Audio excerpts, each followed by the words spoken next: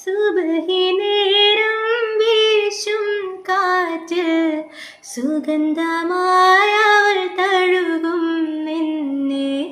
സുബർഗത്തോപ്പിലെ ഹൂറിയെ പോലെ മുഞ്ചത്തിയായൊരു പെണ്ണിവളല്ലേ.